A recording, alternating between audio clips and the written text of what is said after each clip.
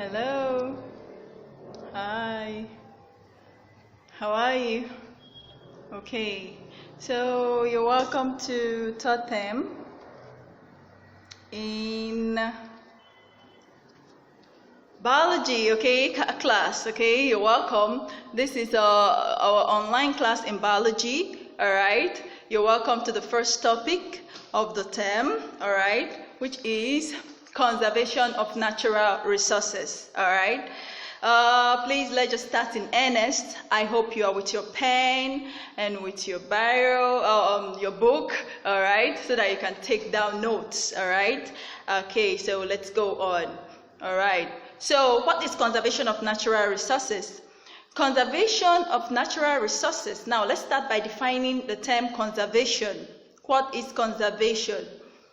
Conservation is defined as the planned and controlled exploitation as well as judicious use of natural resources to ensure their continuous availability and to preserve the quality or original nature of the environment in order to ensure continuous use and availability. So for this first time, what we'll just be doing is that we'll just introduce, all right, what conservation is all about, all right? So whenever you hear conservation, what should come to your mind is planned usage to avoid wastage. Planned usage, avoiding wastage. That's just, simply put, what conservation is all about, okay? Planned usage to avoid wastage. Now, what should be conserved? As far as biology is concerned, natural resources should be conserved. So, whenever we talk about conservation, is in terms of natural resources.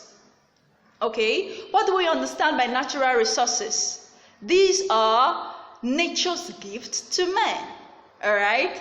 They are found in vast reserves, or it could also be ores. You see them in their vast reserves, either on the surface of the earth or even within the earth.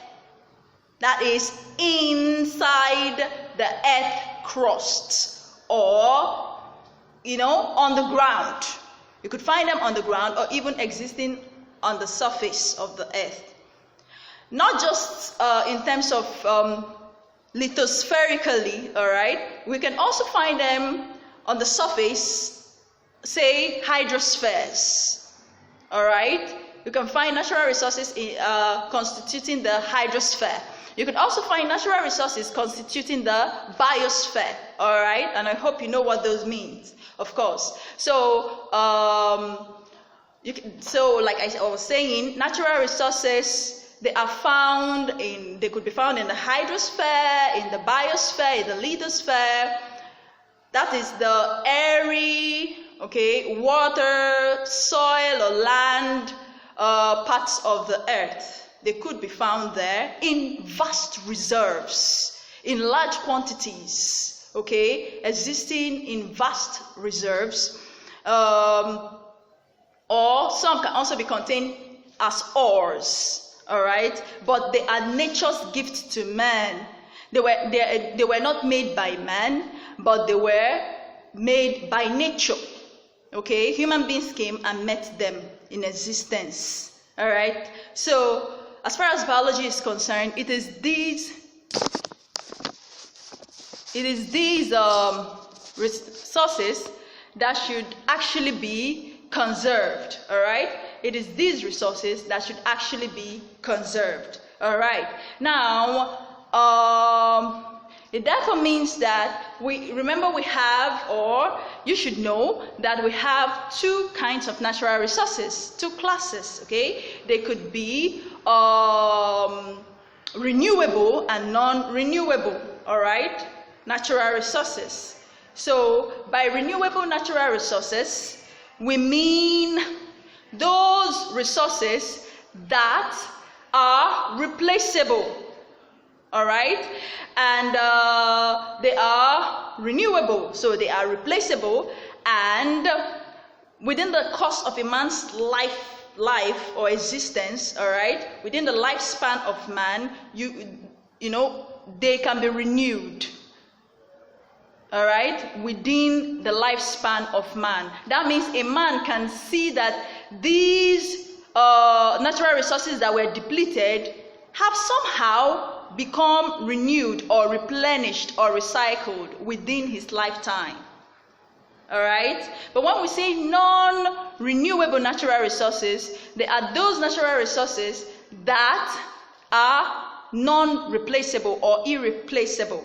All right, especially within the course of a man's lifetime, they cannot be recycled within the lifespan of man, but they will take thousands of years to replenish or be recreated or recycled. They take thousands of years to form again. Sometimes they don't even form again.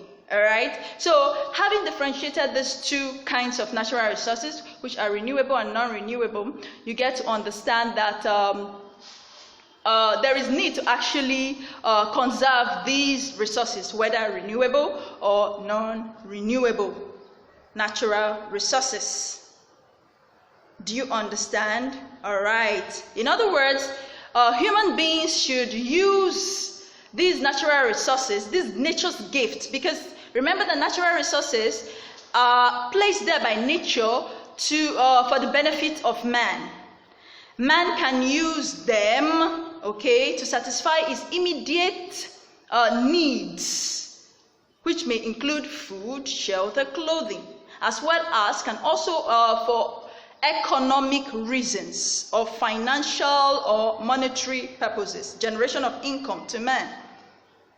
So you've seen that they should be well used. They should be well utilized in such a way that they can be always available for man and his next generations, whether the renewable or the non-renewable natural resources. Okay, so that's just the concept of what conservation is all about and the natural resources that should be conserved, all right? And this will be the end of this first class with you guys, which is online, all right? This will be the end of it. Subsequently, we will see the reasons for, that's in our next class, we'll see the reasons for conservation.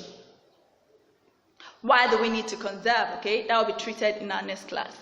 So I hope we've been able to meet the objectives of today, which include that you know what conservation is all about, as in terms of the definition, and then you should also know what should be conserved as far as biology is concerned. You found out that it's natural resources, and then you've been able, I hope you've also been able to know the two classes of natural resources, which are the renewable and the non-renewable natural resources. And I also hope you've been able to find out the difference between them.